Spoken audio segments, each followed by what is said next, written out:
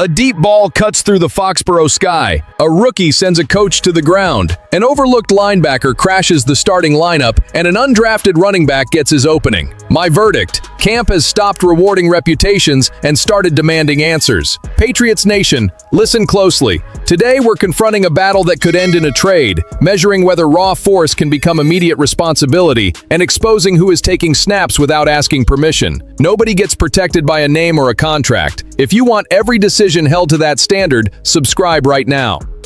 Kahan Boutte put his situation on the table without making a show of it. Trade rumors have followed him since New England signed Romeo Doubs in March and acquired A.J. Brown in June. Asked where he might play this season, Boutte was blunt. He wants whatever is best for him, in Foxborough or somewhere else. He offered no prediction. Everyone will have to watch it unfold day by day. That does not end the story. It sets the decision on fire. According to Mass Live's Kahan Boutte, the receiver reportedly requested a trade as early as April. The reasoning makes sense. Boutte is entering the final year of his contract and needs opportunities to build value before his next deal. Brown and Doubs have worked ahead of him. Accepting a limited role would put his future in someone else's patience. But the Patriots are not here to make anybody's next negotiation easier. Their job is to build the strongest roster possible. But Patriots Nation, this is where things get really interesting. Trading Boutte now would reward impatience and weaken Drake May at the exact moment the field is showing that this receiver remains a legitimate weapon. Through 11 practices, he has stacked long catches, rotated between the first and second team offenses, and based on his camp performance, looked like New England's second-best receiver. May has praised the way Boutte makes plays when the ball is in the air. That is not background noise. That is chemistry they already built. Boutte averaged 16.7 yards per reception last season, fifth best in the NFL among players with at least 10 catches. His current contract also keeps the cost under control. Why surrender depth, explosiveness, and familiarity with the quarterback for what would likely be minimal compensation?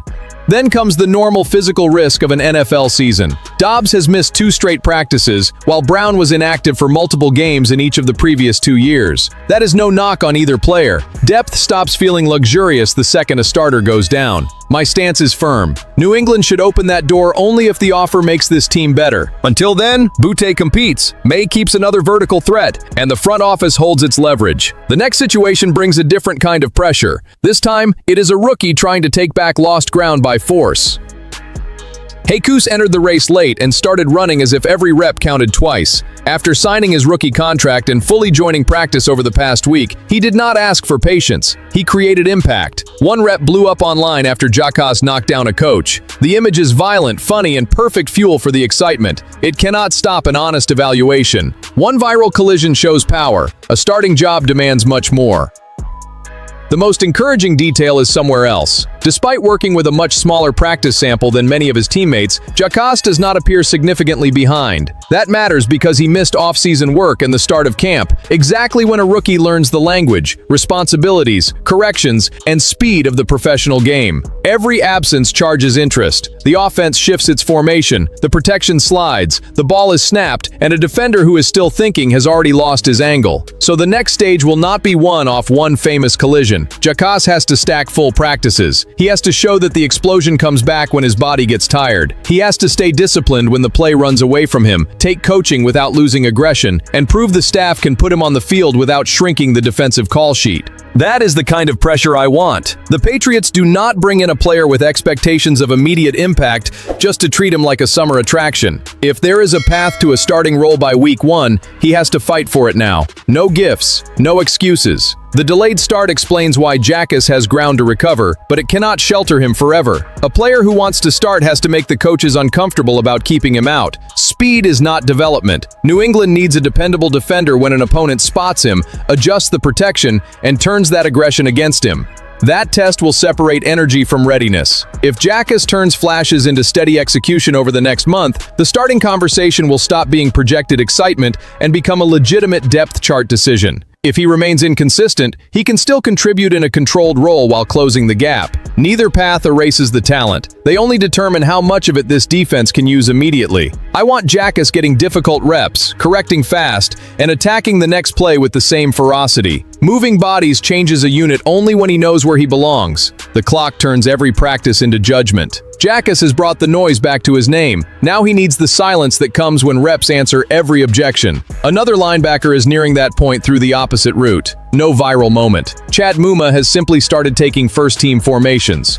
Chad Muma is the kind of player people notice when it is already too late to remove him. New England signed him from the Colts practice squad last season, kept him on the 53-man roster, and carried him to the Super Bowl. He recorded 7 tackles in 7 games, primarily on special teams. Nothing there screamed future defensive contributor. Camp does not read resumes. It exposes who can handle the job. In the spring, KJ Britt appeared to lead the battle for the 3rd linebacker spot. The former Buccaneer arrived on a 1-year deal with a physical style that could complement Robert Spillane and Christian Ellis. Muma looked squeezed after Jelani Tavai, Marte Mapu, and Jack Gibbons left, and Britt, Nnamdi Obiazor, and Khalil Jacobs arrived. The summer flipped that order upside down. Muma opened with the second-team defense, took on more responsibility as that unit's communicator, and made the most of his extended work alongside Jacobs. Then his reps changed addresses. During Wednesday's walkthrough, he was one of the few backups rotating with the top group. At Thursday's padded practice, he opened the first 11-on-11 period as a starter in a 3-linebacker package. That is not a medal handed out in August. It is the field announcing that the staff no longer views him as only a specialist.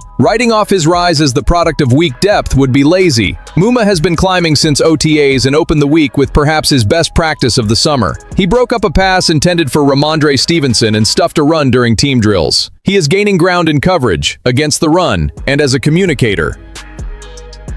The jump has a practical explanation. Muma arrived in Week 16 last year, learning the system through a crash course during a competitive run. Now he has had a full offseason in camp to understand calls, line up teammates, and play faster. He said the extra time helped, but repeated Mike Vrabel's demand, earn your role every day. That is exactly the mentality I will defend. The Patriots cannot hand out positions because somebody has a new contract, a more recognizable name, or a prettier projection. If Muma is processing faster, communicating more, and winning his reps, put him with the starters and force everyone else in that room to respond. Real competition does not protect expectations, it reveals usefulness. The fit gives this defense flexibility too. Spillane and Ellis set the standard, but a physical defense has to vary personnel and answer offenses that force linebackers to cover space. A third player who can organize the unit expands the options. Muma does not need to become a star. He needs to keep the defense from taking a step backward when he enters. The war room is open to the fan base. In the comments, would you give Muma that 3rd spot now, or wait for one more piece of evidence in preseason action? I have already picked my side. If practice means anything, the player who took the job should start in front. That principle puts direct pressure on the final story, because the scrimmage will give Miles Montgomery his most visible chance yet to turn a handful of second-team reps into a real roster battle. The scrimmage will not produce a perfectly organized depth chart. The roster will split, units may mix, and certain combinations could appear because the format demands them. Good. For Miles Montgomery, that strips away the protection of labels and puts execution at the center.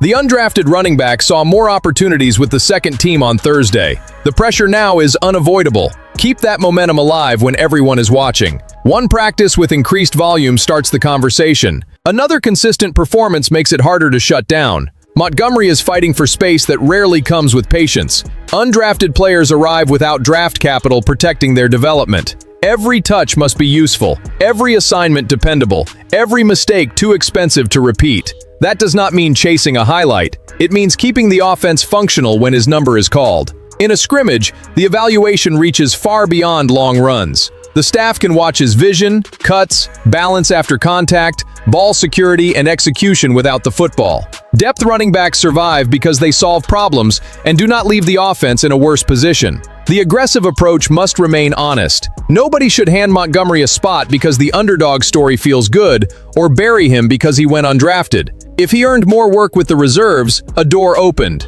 His job is to run through it and force the coaches to rethink the next set of reps. The team format raises the difficulty. Montgomery may see different defensive combinations and only a few opportunities. Players competing near the bottom of the roster do not control the setting. They control whether they recognize the chance, protect the football, and finish the play with conviction. I will be watching his response after a bad rep more than anything. The cut closes? Hit the next read correctly. The protection changes? Adjust without hesitation. Contact arrives early? Fall forward. Coaches trust players who do not turn one small setback into a series of problems. When an undrafted player begins taking second-team work, nobody can relax. Competition heats up because opportunities stop looking inherited. Boutte, Jacas, and Muma are facing their own versions of that reality. Montgomery gets the same sentence. Reputation does not play the next snap. The scrimmage may not clarify every rung of the hierarchy, but it should reveal who stays functional when practice is no longer carefully separated.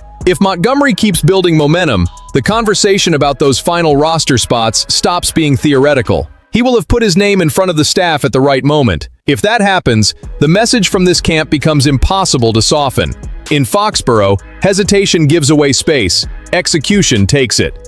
This camp is eliminating alibis. Boutte cannot live on chemistry alone. He has to own his opportunities. Jacas cannot live on one viral hit. He has to repeat the execution. Muma cannot live on one strong week. He has to defend the ground he took. Montgomery cannot live on the underdog story. He has to survive the scrimmage. That is the identity I demand. Competition with no reserved seats and decisions made by the field. Patriots Nation, tell me what you think. Who gains the most ground by week 1? Boutte, Jacas, Muma, or Montgomery? Drop the name in the comments, hit like, and demand that standard with us at Patriots Club Fans.